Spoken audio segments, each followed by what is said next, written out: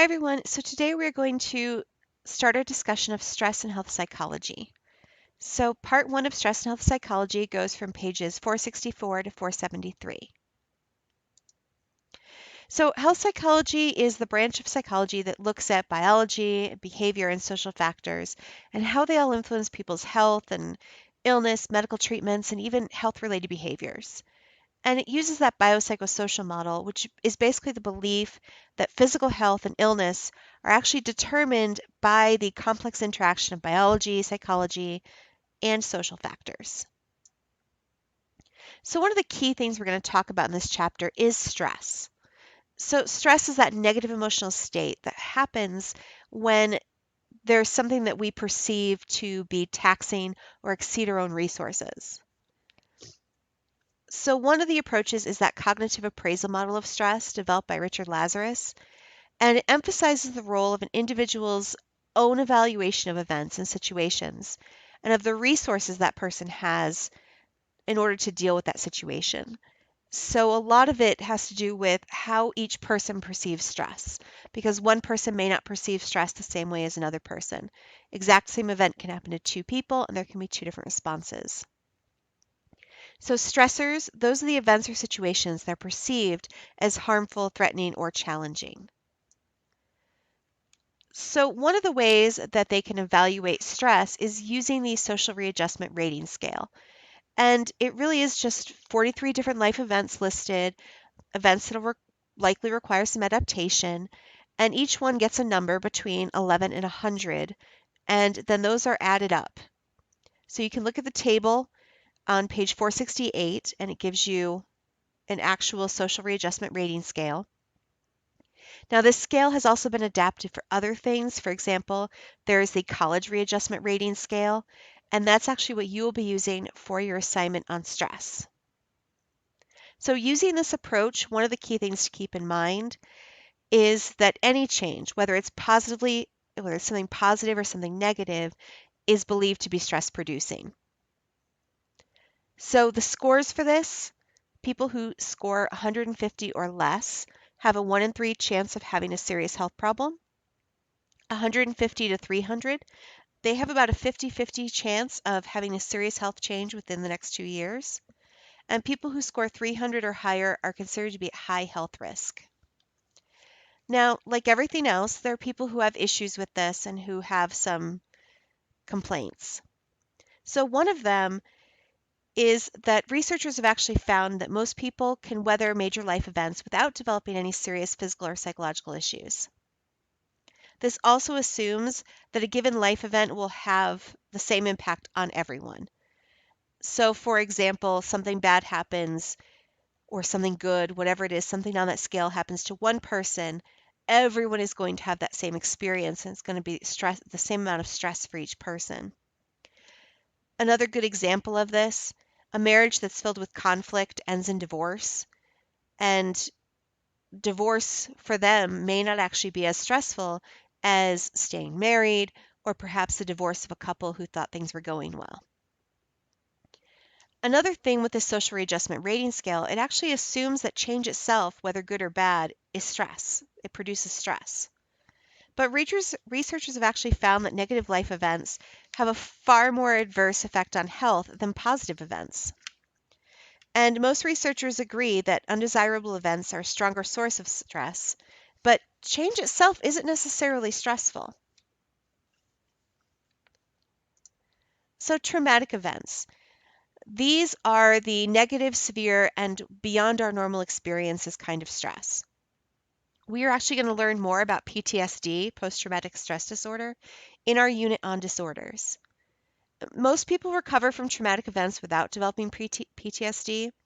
In fact, fewer than 10% of those exposed to traumatic events actually develop PTSD. It's important to note that this rate is actually higher in those who are victims of rape and of violent assault.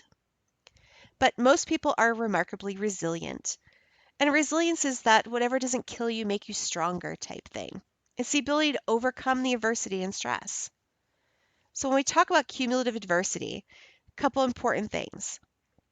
High levels of cumulative adversity are actually associated with poor health outcomes. Very low levels of cumulative adversity are actually also associated with poor health outcomes.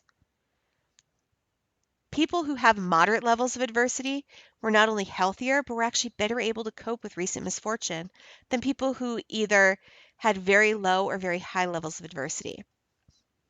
So basically what they've determined is experiencing some stress is actually healthier than if you don't experience any stress at all. Because people who never experience any stress, when stress arises, and it does, they don't know how to deal with it. And so it can actually be more stressful for them and actually pose more of a health risk. People who've always had to cope with moderate levels of adversity actually develop that resilience. They have that ability to cope with stress.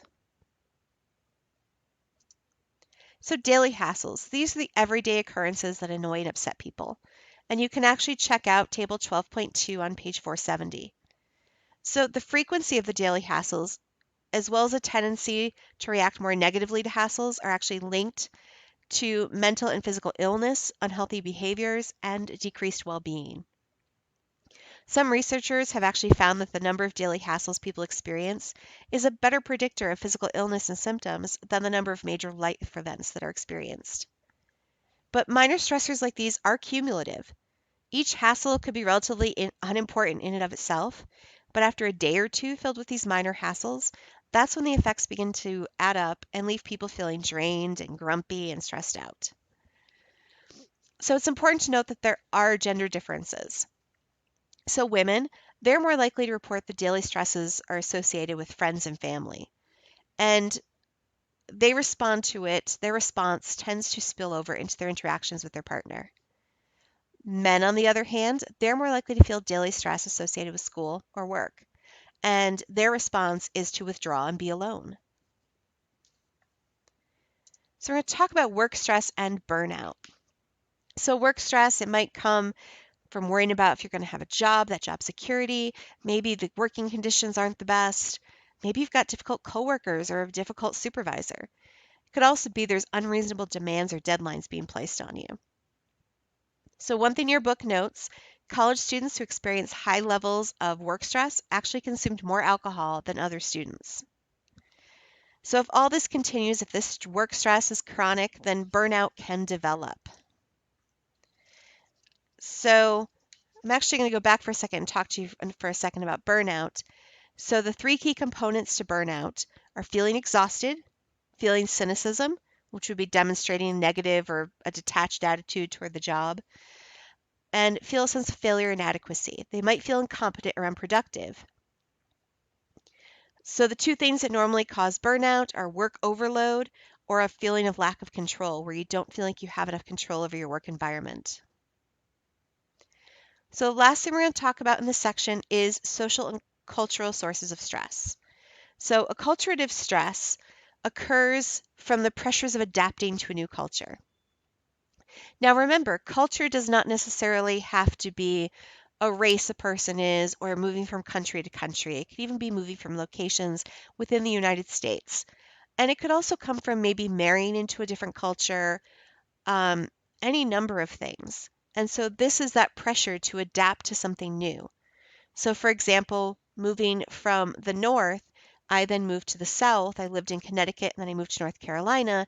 There was a culturative stress because it was a totally different cultural environment.